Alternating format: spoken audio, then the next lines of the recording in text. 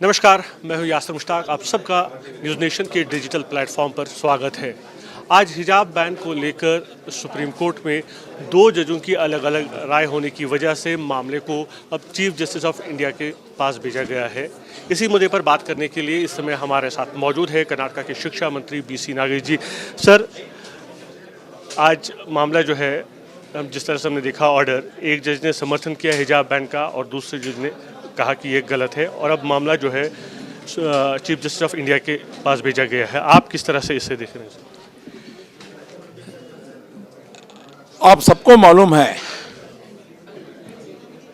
देश का एकता की दृष्टि से और बच्चों का मनस्थिति हम लोग स्टडी करके कोई अलग भावना नहीं होने के कारण से हम लोग कर्नाटक एजुकेशन एक्ट के अनुसार एक सर्कुलर बन चुका था। क्लासरूम के अंदर टीचर के सामने धर्म का प्रदर्शन करके टीचर का मन में या एक दो बच्चों के बीच में अलग अलग भावना नहीं आना चाहिए। इस कारण से हम लोग सोचा था इस देश का एकता के दृष्टि से, समाज का एकता का दृष्टि से और बच्चों का मानसिक स्टडी करके हम लोग यह सर्कुलर बन चुका था। वह भी सर्कुलर कर्नाटक एजुकेशन एक्ट और रूल के अनुसार ही था। इसके ऊपर 6 छात्रा लोग हाईकोर्ट को ऊपर गया था। हाईकोर्ट में बहुत लोग, सीनियर काउंसिल लोग आकर बहुत दिन आर्ग्यू कर चुका था। यह सब आर्ग्यूमेंट होने के बाद में 3 जज का बेंच यूनानिमस जजमेंट दे चुका था। कर्नाटक का सरकार क्या निर्णय लिया है, देश का दृष्टि से, समाज का दृष्टि से, इस एज में स्टूडेंट का मानसिकता का दृष्टि से क्या लिया था, वह ठीक है। इसके ऊपर वह लोग सुप्रीम कोर्ट गया। हम सब लोग को मालूम होना चाहिए, यह छात्र लोग इतना बड़ा काउंसिल को लेकर आर्ग्यू कर्नाटक में करने के लिए इसके पीछे कौन है, इसको सुप्रीम कोर्ट तक लेकर जाने के लिए कौन कौन है, इसके सपोर्ट में हम लोग को मालूम था। इस मामला चालू किया PFI ने, किसने आज केंद्र सरकार ने उसको बैन भी कर चुका है। कारण यह देश विरोधी संगठन है। देश विरोधी संगठन वही बोल रहा था हिजाब डालने के लिए, और सब रिलीजियस प्रैक्टिस, वह हिजाब नहीं बोला, सब मुसलमान का रिलीजियस प्रैक्टिस को शिक्षण डिपार्टमेंट ने अलो करने के लिए वह का मांग था।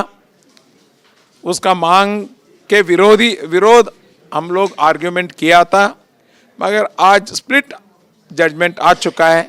इधर हमारा वाद को बारे में भी एक जज ने सच बोला है, दूसरा जज ने दूसरा वाद दिया है। इसलिए फिर भी आज सुप्रीम कोर्ट का हायर बेंच को केस ने अभी उसका सामने आता है। इसलिए हम लोग एक्सपेक्ट करता है आगे आज का प्रपंच में क्या हो रहा है, उसका वह वातावरण भी हमारा फेवर में जजमेंट आ सकता है। हम लोग ऐसा सोच के देखें कि इस बार दुनिया की अगर हम बात करें तो ईरान की अगर हम बात करें, किस तरह से वहाँ पे महिलाएं कह रही है कि उन्हें हिजाब नहीं चाहिए, और हम इंडिया में जब बात कर रहे हैं यहाँ पर मांग हो रही है कि नहीं हिजाब ज़रूरी है।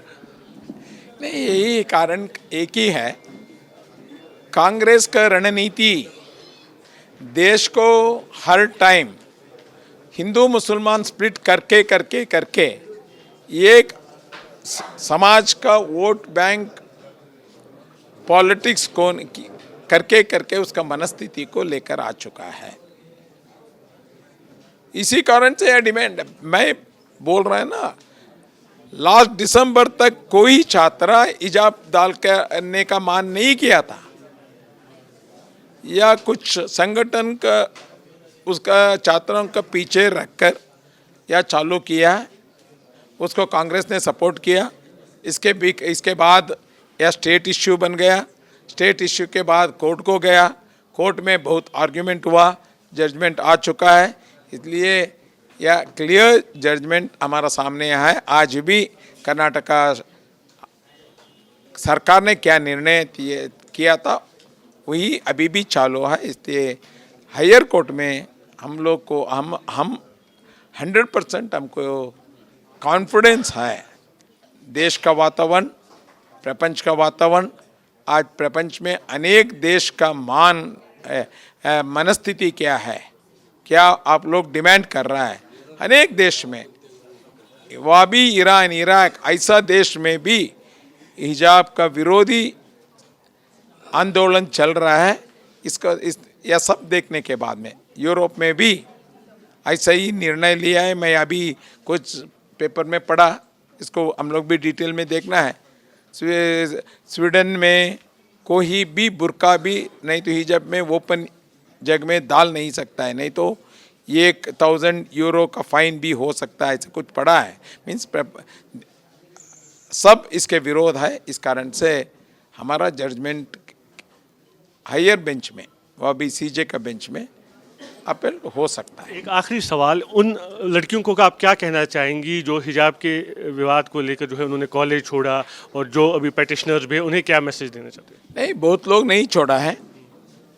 हमारा इंफॉर्मेशन के अनुसार 2-3 लड़की लोग नहीं आया, कौन फोरफ्रंट में था वह नहीं आया, और सब आ चुका है। और ऑलमोस्ट 1 लाख का चिल्लर मुसलमान गर्ल्स हमारा कॉलेज में स्टडी कर रहा है, वह लोग हमारा रूल्स फॉलो कर रहा है। इस कारण से मैसेज क्या देना चाहिए? वह स्टूडेंट का प्रॉब्लम ही नहीं था, यह प्रॉब्लम स्टूडेंट का हित के विरोध किस किस संगठन था।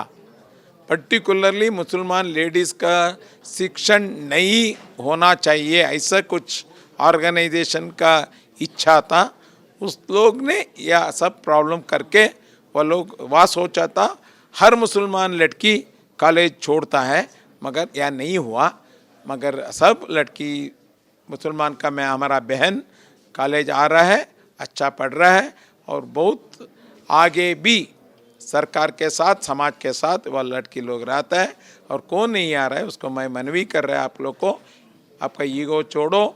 किसी ने आपको पीछे, आपको आगे नहीं आता है आपके साथ में, आप कॉलेज में आकर आप स्वावलंबी होने के लिए क्या क्या मार्ग है वह ढूंढने के लिए मैं मनवी कर रहा हूँ।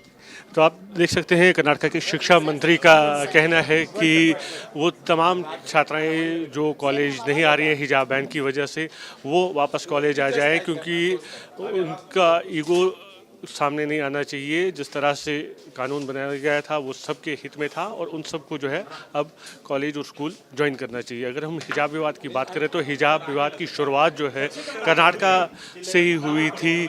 पिछले साल दिसंबर के आखिरी हफ्ते में जब कुछ छात्राओं ने विरोध प्रदर्शन शुरू किया था उडुपी के एक सरकारी पीयू कॉलेज में, जब वहाँ के प्रिंसिपल ने कहा था कि हिजाब पहन के वो कॉलेज की क्लास में दाखिल नहीं हो सकते हैं। इसके बाद हमने देखा था कि किस तरह पूरे प्रदेश में जो है विवाद फैल चुका था, और हमने देखा किस तरह से एबीवीपी जो छात्र संघ है उन्होंने विरोध प्रदर्शन शुरू किया था।